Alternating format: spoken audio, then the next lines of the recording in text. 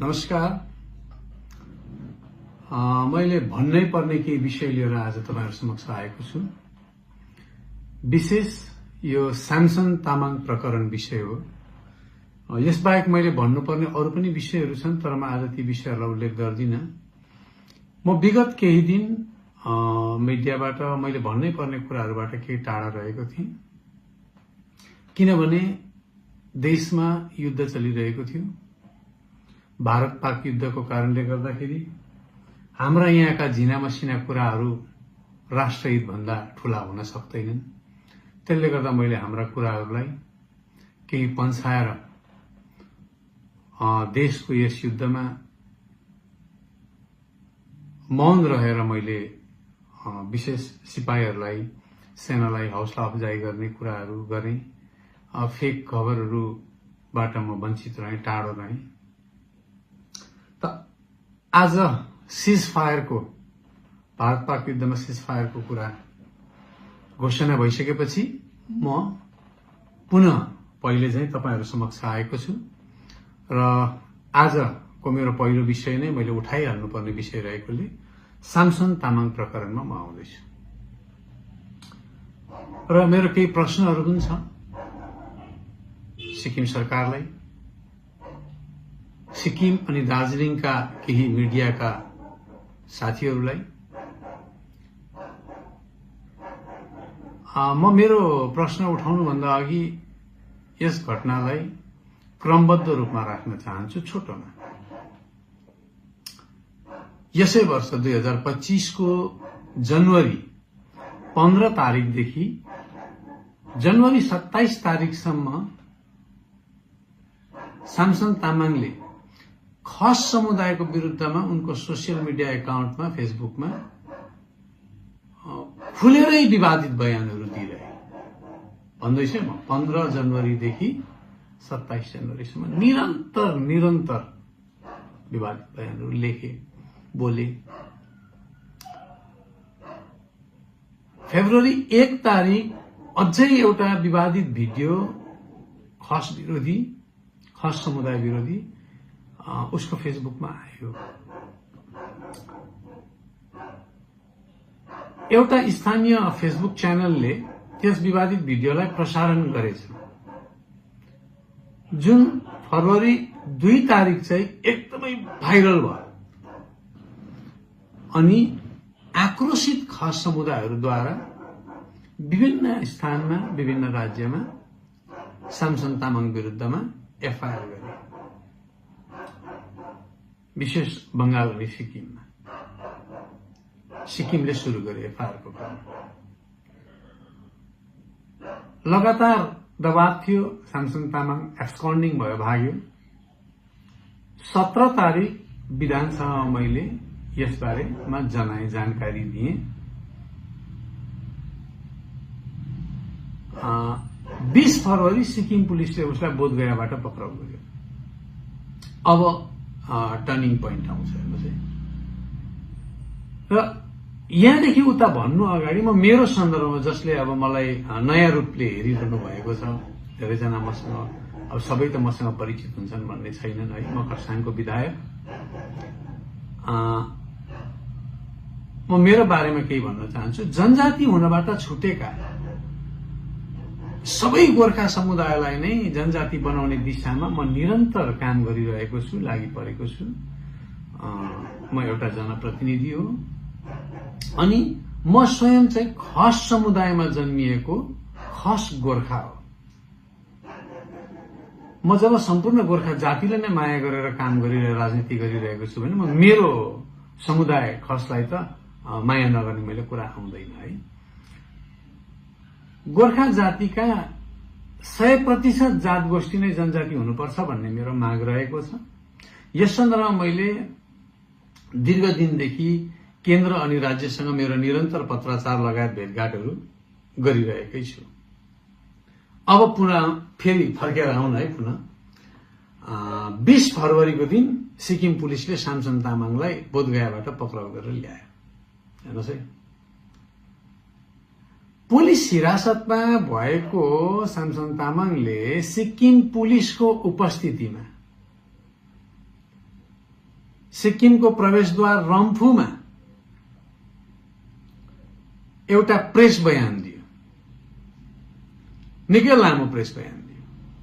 अनि त्यहाँ मलाई, म स्वयं बीपी बजगाईलाई अनि सिक्किमका प्रतिपक्षी नेता श्री गणेश राईलाई उसले दिएको खस विरोधी बयान बोल्न लगाएको आरोप लगाए। मतलब हामीले बोल्न लगाएको अरे उसलाई।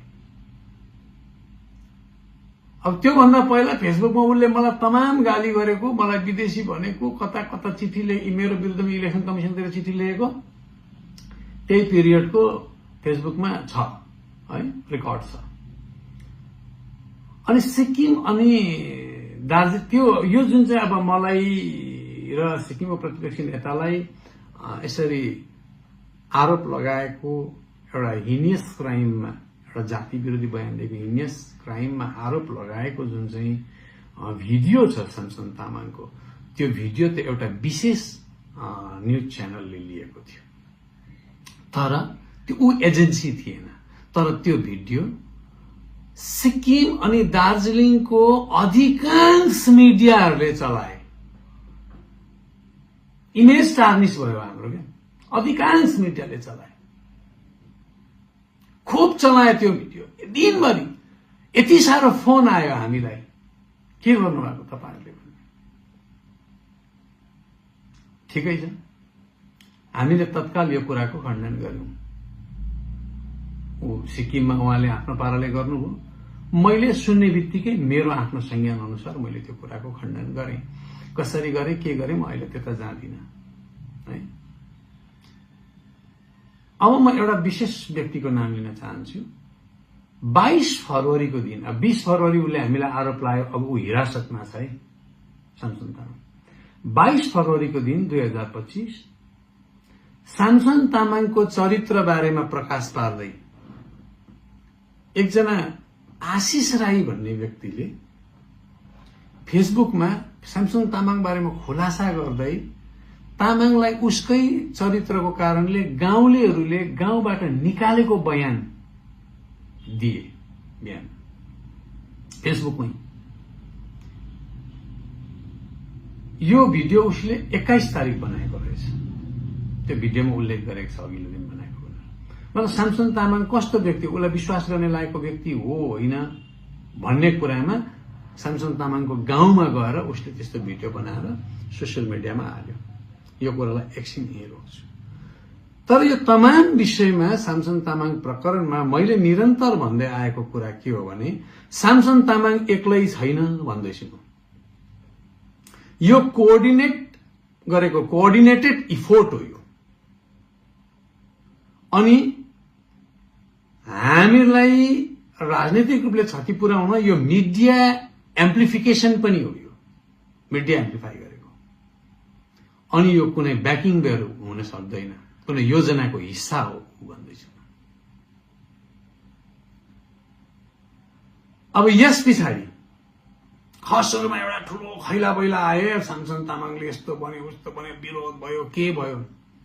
ठिक्क 26 फरवरी सामसन तामाङ पक्राउ परिसकेको छ, 20 तारिक नै, 6 दिन पछाडि सिक्किमको गेजिङको क्योङसा भन्ने खेल मैदानमा 30 औं खस स्थापना दिवसमा र त्यो 30 औं खस स्थापना दिवसमा आफ्नो सम्भाषण राख्दै सिक्किमका माननीय मुख्यमन्त्री श्री पीएस गोलेज्यूले सामसन तामाङले अझै धेरै नामहरू खुलस्त हुने अब छिटै बयान दिए। अब मैले चाहिँ आशा गरेँ, अब गणेश राईज्यूले के गर्नुभयो म भन्न सक्दिनँ, मैले आशा गरेँ यो केस सामसन तामाङले मेरो विरुद्धमा जुन नाम लियो मलाई अभियोग लगाएर सिक्किम पुलिसलाई पनि त्यही बयान दिन्छ। अनि सामसन तामाङमाथि जुन बयान अझै खुलस्त हुने भनेर मुख्यमन्त्रीले भन्नुभयो, मलाई लाग्यो हामीलाई लगाएको आरोपको उहाँले खण्डन गर्नु भएन, त्यसले गर्दा उसले पुलिसमा पनि यो बयान दिएकै छ। र मलाई के लाग्यो भने अब सिक्किम प्रहरीले मलाई नोटिस काट्छ, म नोटिस पर्खेर बसिरहेँ। हेर्नुहोस् है, भएन अदालती कुनै डकुमेन्ट आउँछ त्यो पनि मैले पर्खेर बसिरहेँ। तर फेब्रुअरी 20 तारिक पक्राउ परेको सामसन तामाङ अहिलेसम्म कुनै प्रकारको सिक्किमबाट मलाई नोटिस या केही आएन। आरोप लागिरहेको छ, टाउकोमाथि आरोपै छ। म यो आरोप क्लियर होस् भनेर बारम्बार मैले भनिरहेको छु। यस्तो बेलामा अचानक एउटा घटना घटेछ, घटेको निकै दिन भएछ। आज त कति तारिक मैले भनिरहनु परेन, यो त मई महिना 21 अप्रेल 2025 मा सामसन तामाङले बेल पाएछ सिक्किमबाट। हेर्नुहोस् है, म यो बेलको विरुद्धमा पटक्कै छुइनँ, म जुडिसियरीको विरुद्धमा जाँदिनँ। सामसन तामाङले पनि बेल पाउने अधिकार छ। कानूनको विभिन्न धाराहरूभित्रबाट उसको पनि सुरक्षाको अधिकार छ। उसले बेल पायो, त्यहाँ मलाई भन्नु केही पनि छैन। कोर्टले बेल दियो, त्योमाथि मेरोमा कुनै आपत्ति छैन। यो बेल हो, सामसनको बेलपत्र। आपत्ति कहाँ छ म त्यो भन्छु। सामसन तामाङलाई बोधगयाबाट ल्याउँदा कुदेर रम्फूमा पिसाब गर्नु जान्ने मान्छे सामसनले र इन्टरभ्यू लिने पत्रकारले, अनि उसले इन्टरभ्यू लिएकोलाई तमाम पहाड़ र सिक्किममा छर्ने पत्रकारहरूले सामसन तामाङले बेल पाएको थाहा पाएन। केवल हामीलाई बदनाम गर्नको लागि मात्रै न्यूज चलाइएको हो। उसले यो बेल पाउँदा सामसन तामाङले के बयान दियो, मुद्दा कहाँ छ, मिडियाले किन सोधेन? मिडियाको यो दोहोरो नीति, यसमा म केही पनि गर्दिन, तर भविष्यको इतिहासले तपाईहरुको पत्रकारिताको जिम्मेदारीलाई आकलन गर्नेछ। अनि 26 तारिक फरवरीमा अझै धेरै नामहरू उजागर हुन्छ भनेर मुख्यमन्त्रीले भन्नुभयो। तर यहाँ लेखेको छ, यो बेलको कागजमा अर्डरमा लेखेको छ, अहिलेसम्म सिक्किम पुलिसले कति दिन भयो, 60 दिनभित्रमा त बुझाउनु पर्ने हो नि। नभए एउटा अपराधीले यदि अपराध गरेको हो भने, आरोपी भन्दिन है, 60 दिनभित्रमा उसले नैसर्गिक आधारमा बेल पाउने अधिकार राख्छ। त यति दिन बित्दाखेरि पनि उसको नाममा चार्जसिट किन सबमिट गरेन? हामीलाई क्लिन किन बनाएको छैन? दोषको आरोपको भारी बोकेर कति दिन हिँड्नु हामी? म मुख्यमन्त्रीलाई सोध्दैछु यो कुरा। तपाईले बोलेको अझै नामहरू आउँछ भनेर, 4-5 दिनभित्रमा आउँछ भनेको न, आज 26 फरवरी कति दिन भयो, कति महिना भयो? म आग्रह गर्छु तपाईलाई, म मित्रवत आग्रह, म अहिले पनि तपाईलाई मेरो मित्र मान्छु मुख्यमन्त्रीलाई। हामी एक समय मित्र थियौं, म टाढिएको होइन। मित्रवत आग्रह गर्छु, यो जुन कलंक टाउकोमा लागेको छ, खाँदै नखाएको विष कसरी लाग्छ? त्यसले गर्दा चार्जसिट केस किन सबमिट भएन? र आज सामसन तामाङ बेल पायो।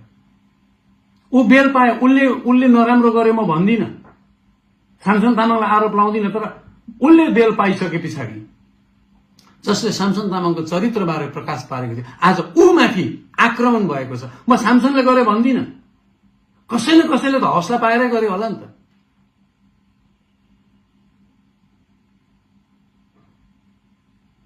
यो त बडा गम्भीर कुरा हो। अनि मिडिया किन चुप छ? म यो भिडियोलाई आज यही छोड्छु। म यति छ, सिक्किम सरकारले यसमाथि निष्पक्ष इनिसिएटिभ लिएको हुनुपर्छ। एउटा जनप्रतिनिधिले टाउकोमा कलंक बोकेर हिँडिरहनु हुँदैन। म दोषी छु भने प्रमाणित गरेर जेल हाल्नुहोस् मलाई। होइन भने त्यहाँबाट मैले मुक्ति पाएको हुनुपर्छ। अनि मिडियाले पनि यस्तो दोहोरो मापदण्ड नराख्नु।